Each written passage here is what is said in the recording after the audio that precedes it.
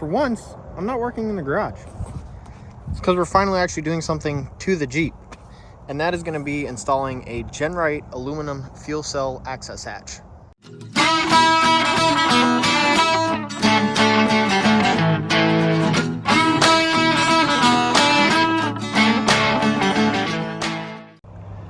So we're going to be installing this into my Jeep because as I'm doing this motor swap, I decided I'm going to get rid of the factory fuel cell out from under the Jeep and relocate one to the back underneath. And to do so, we need to cut out the little cargo space here in the Jeep. Yes, I know there's a bunch of rust spots and it's dirty. Don't mind it. It's all going away anyways. So first things first, we need to get the carpeting and cover and plastics out of the way. So I'll get on that real quick. All right.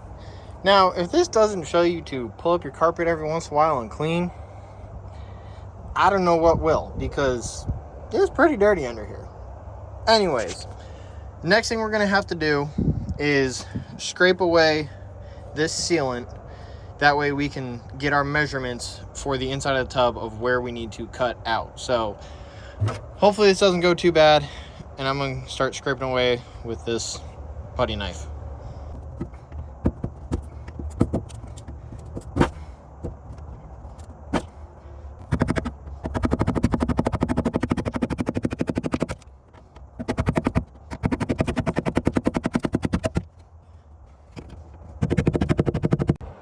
So using a hammer to tap on the back end of the knife definitely helped a lot and made this a lot simpler. But the reason we need to do that is because we needed to get to this pinch seam for marking and cutting. The next thing I'm going to do is wipe down the surface a little bit, get some tape laid out, and then start making measurements and marks for where we need to cut. Now that we have tape laid around the outside edge of the cargo hold area, I got a pen, I got a tape measure, and I'm going to go ahead and start marking out where we need to cut. I'm going to go ahead and post up the diagram of where you need to cut so you can pause it, look at it, see what you need to do. But once I am done marking out everything, I'll go over it briefly so that you can see and understand where to mark everything.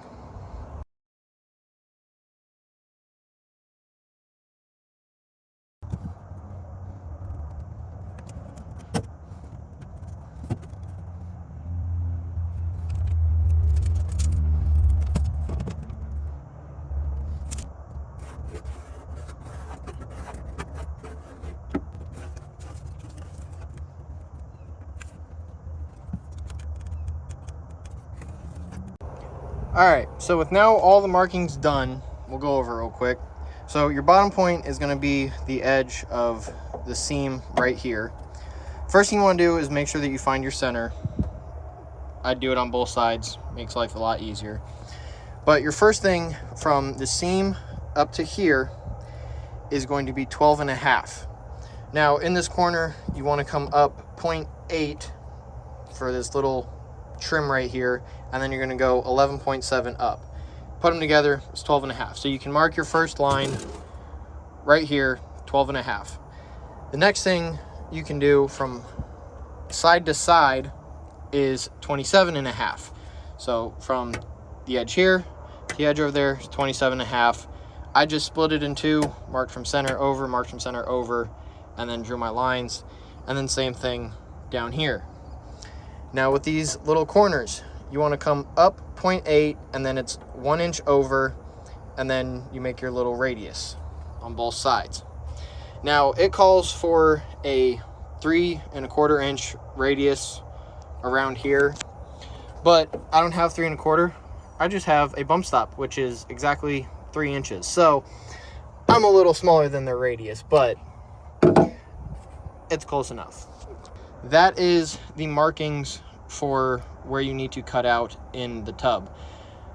Other than that, now we're gonna drill a couple holes so that we can get our jigsaw or sawzall in there and start cutting it out.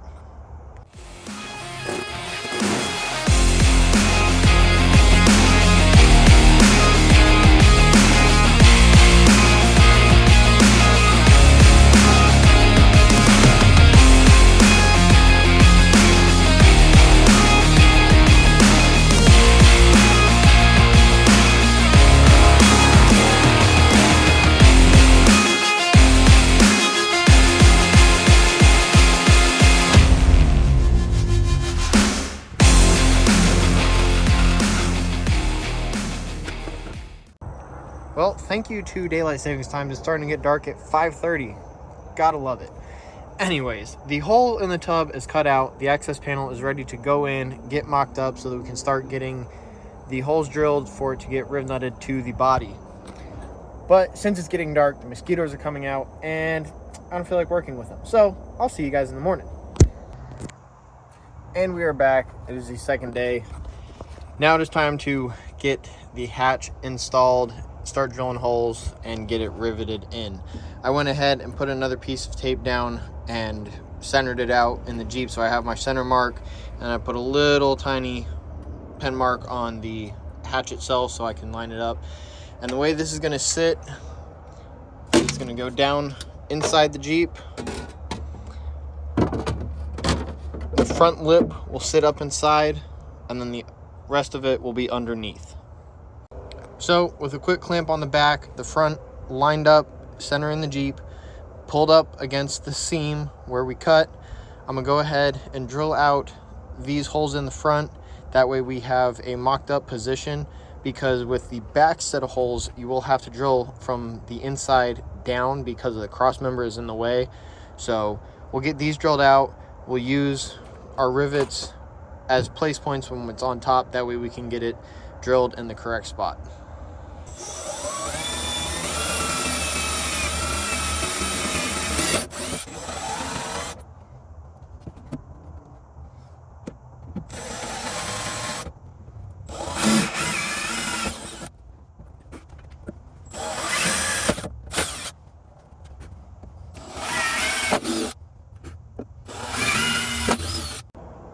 All right, so now with those 5 drilled out and set in place as a holding point, I'm gonna go through underneath, drill out what I can, and then we will go ahead and drill the rest that we can't from underneath from up here in the actual Jeep. So now that we are under the Jeep, this is what it looks like. As you can see, we can get most of the way up the sides except for that one corner, and then of course back here that's under this. So I'm gonna go ahead, start getting these drilled out, and then we'll get inside and finish it up.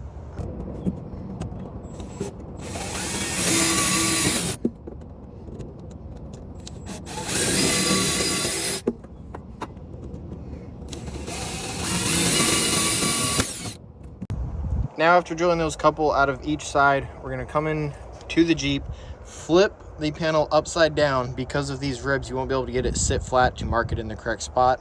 So you're gonna flip it upside down. You can use a couple placeholders, clamp it down, and then we're gonna go through and finish drilling out the rest of the holes in the Jeep.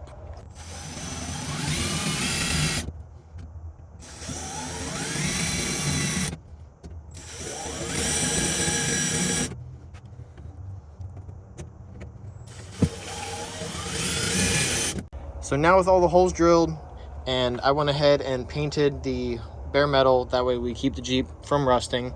The next step is going to be to rivet the actual access panel to the Jeep, and I'm going to be using some white silicone. You can use clear, whatever you want to use, but I'm going to use that to seal any voids, and also probably just run a quick little line around the outside edge just to help keep it sealed fully to the Jeep. So we're going to go ahead and do that. So I've been using my phone and gimbal up in that corner of the Jeep to get the little overhead views of me working in here. Well, when I went to do it to get the video of me riveting and sealing, it decided to fall about 10 seconds in, and so I didn't get that video. But it's not rocket science. Just gonna go ahead, rivet. I started from the center, worked my way out all the way around until I got to the back dead center. Then I sealed off the hatch with my silicone. Genright does recommend that you paint the aluminum so that it doesn't corrode, and I'm going to go ahead and paint the underside of it. I plan on bed lining the inside of the Jeep, so I'm not too worried about the inside at the moment, but that is their recommendation for when you're doing this. As far as putting in your carpets and plastics back in, everything goes right in. The only thing with the hard cover that normally would cover the cargo hold here is you have a thicker section of plastic on it that sticks down in. So if you want to reuse that, you need to trim that off with an oscillating tool, a knife, some sort of way to trim that if you want to use that again, which I might do. I haven't decided yet or not, but that is that. That is going to be it for installing a Genright JK Fuel access hatch into the back of your Jeep Wrangler. Thank you guys for watching, and I'll see you next time.